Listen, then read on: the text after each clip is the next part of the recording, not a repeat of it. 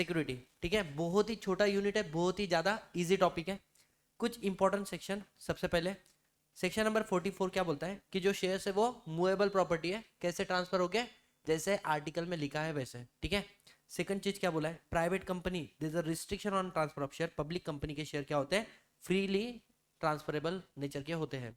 समझ में आ रहा है गाइस। सेक्शन नंबर 56, अब मैं यहाँ से कुछ चीजें अपने चार्ट से कवर करते करते आगे बढ़ रहा हूँ, ठीक है। सबसे पहले आपका आ रहा है ट्रांसफर ऑफ शेयर्स। जब भी आपको ट्रांसफर ऑफ शेयर्स करना है, सिंपल से क्वेश्चन है, सर कैसे करोगे। तो देखो शी, अगर देयर इज अ पर्सन ए और पर्सन बी, अगर मैं मेरे शेयर सामने वाले व्यक्ति को दे रहा हूँ, it is called transfer of share. और अगर सामने वाले की डेथ हो गई, इसके वजह से उसके शेयर उसके बच्चे के हाथ में जा रहे हैं, तो that become transmission of share.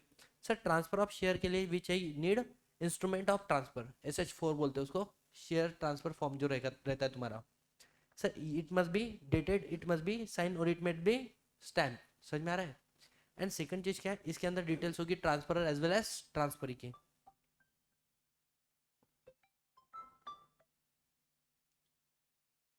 Next point क्या आता है, नेक्स्ट पॉइंट क्या आता है तुम्हारा यहाँ पर कि सर जब आपने इंस्ट्रूमेंट रेडी कर दिया, ये इंस्ट्रूमेंट आपने कंपनी को डिपॉजिट करना है कितने दिन के अंदर, विद इन 60 डेज, मतलब शेयर सर्टिफिकेट SH1 और SH4 चाहिए।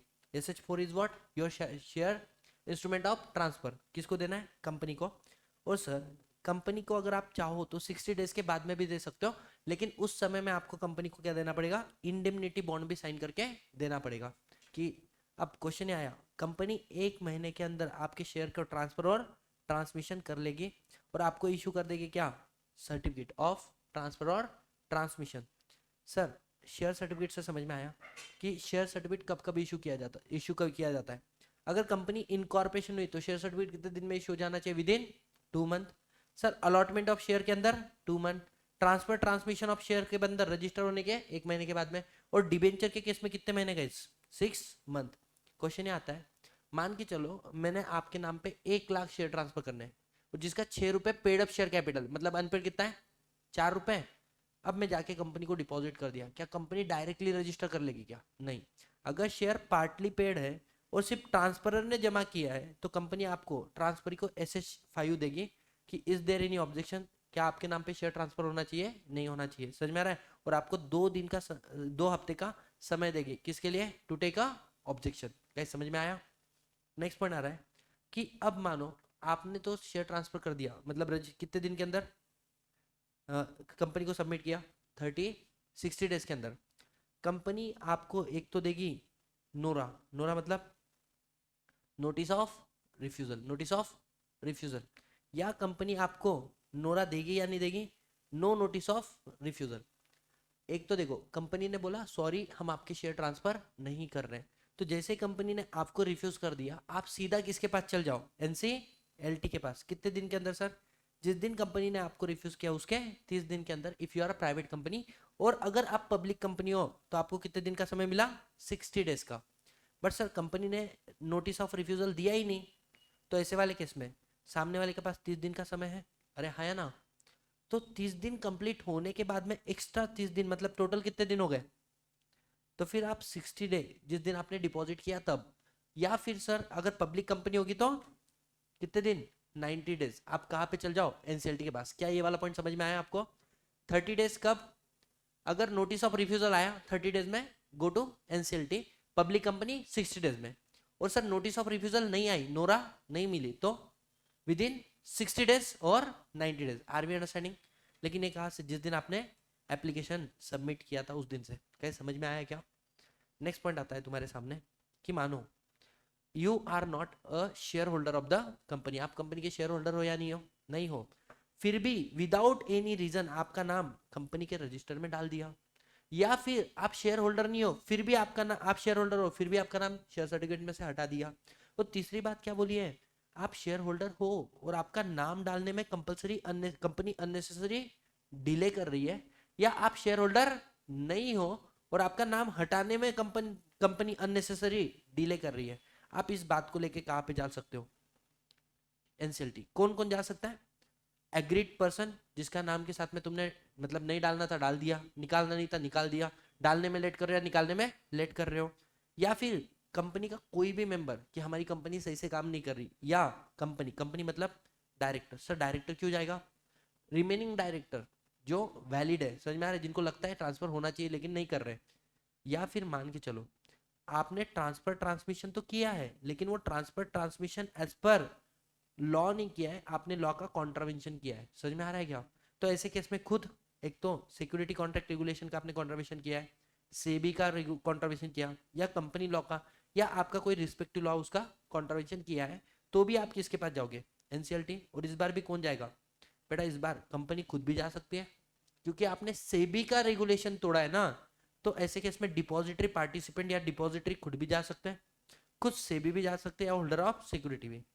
सर एनसीएलटी क्या ऑर्डर देगा, एनसीएलटी एक तो ऑर्डर देगा कि जो आपका नाम डालना था नहीं डाला, निकालना था नहीं निकाला, डालने में लेट कर रहे निकालने में लेट कर रहे, बोलेंगे आप पटापट करो, बोले transfer transmission with in 10 days, और ऑर्डर ऑफ रेक्टिफिकेशन भी आपको दे देगा, और डैमेजेस पे करने को बोल सकता है कंपनी को, समझ में आ रहा है।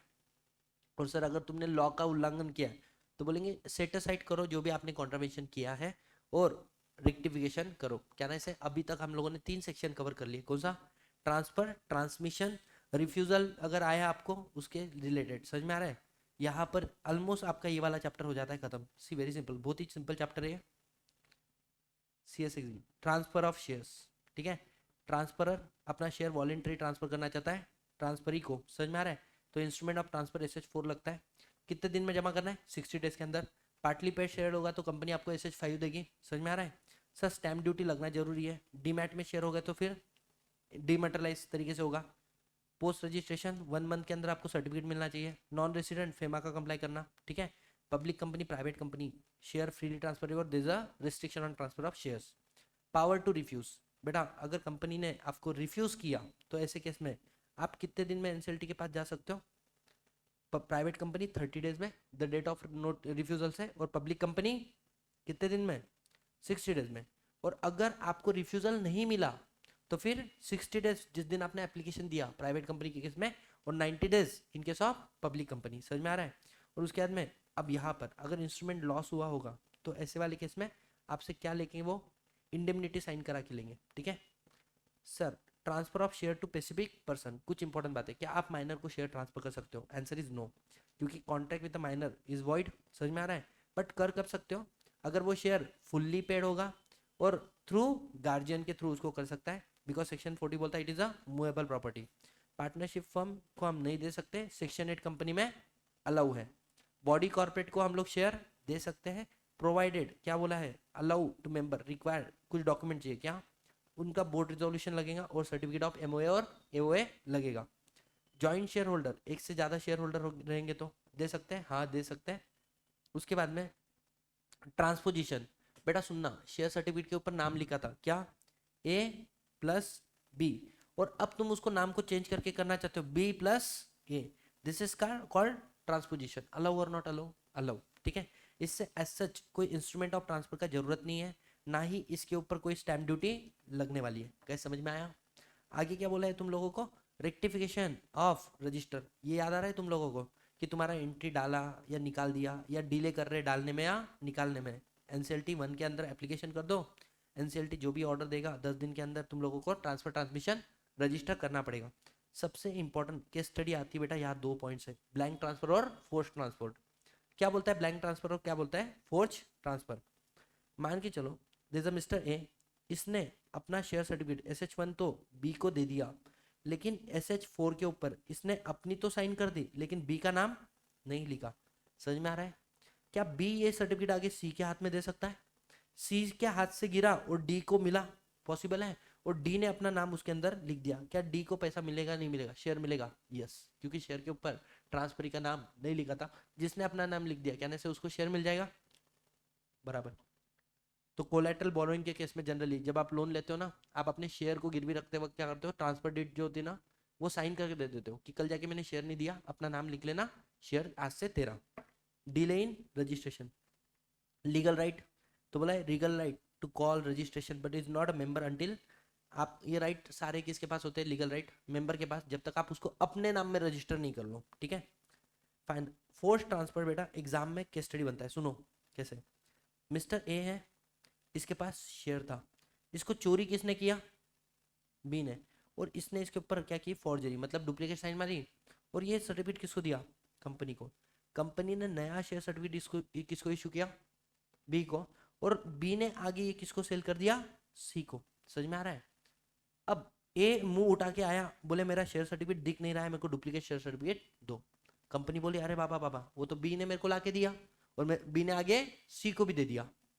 बताओ ओरिजिनल शेयर सर्टिफिकेट किसको मिलेगा? किसको मिलेगा? ओरिजिनल शेयर सर्टिफिकेट मिलेगा ए को। सर बी को क्या मिलेगा? बेटा सी को क्या मिलेगा? सी को कॉम्पेंसेट करके देगी कंपनी, और कंपनी रिकवर किससे करेगी? बी से। समझ में आ रहा है? ये हो गया आपका forge transfer. Transfer of partly paid share होगा तो बेटा याद रखना, सिर्फ आपको कितने समय दिया है? 2 हफ्ते का समय। आपको SH5 के अंदर नोटिस मिलेगा कि भाई तुम्हारे नाम पे partly paid of share issue हो रहे हैं, तुमको मालूम है ना भविष्य में पैसा पे करना पड़ेगा। हाँ, डेथ ऑफ ट्रांसफरर या ट्रांसफरी होगी। सुनना, अगर ट्रांसफरर का डेथ हुआ, किसका?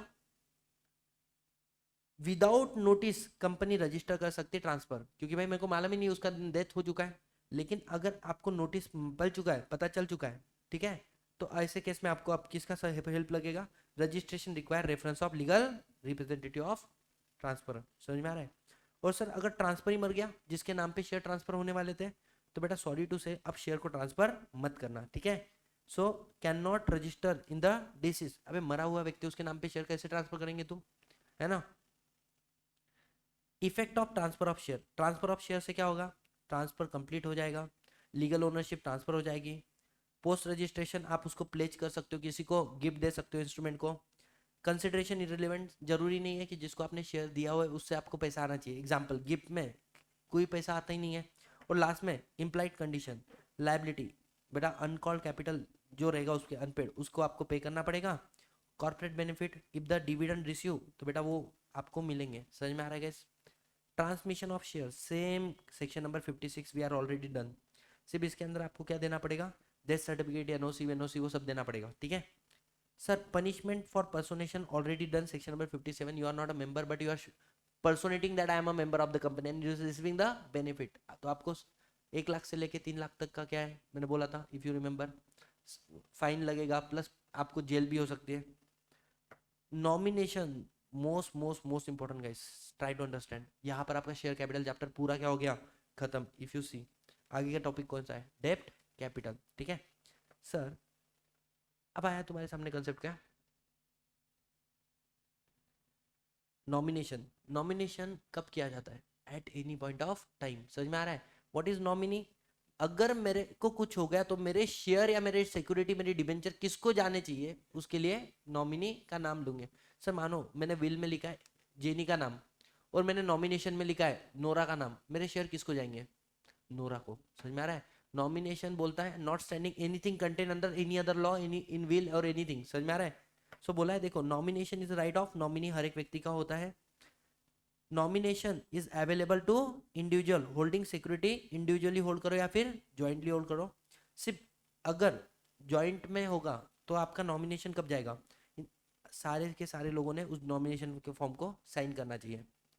नॉमिनी का डेथ, नॉमिनीज राइट क्या है? On the death, on the death of the individual और जॉइंट होल्डर। मतलब सुनो, एक ही व्यक्ति है तो उसके डेथ के बाद में शेयर अपने नाम पे ले लेगा, और अगर जॉइंट होल्डर है ना, तो एक का डेथ होने से उसके नाम पे शेयर नहीं आते, सबकी डेथ होने के बाद में उसके शेयर उसके होते हैं। समझ में आ रहा है? Nominee inherited all the rights of security.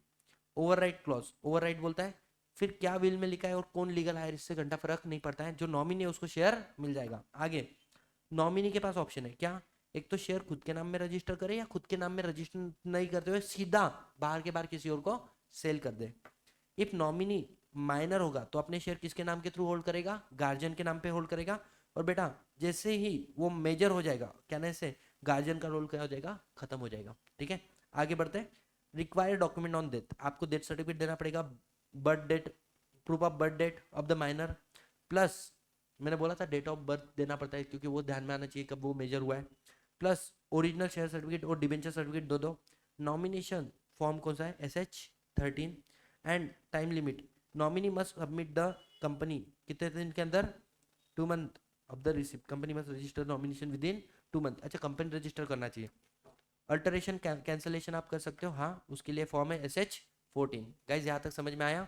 And this is all a homework for you. What is your depository system?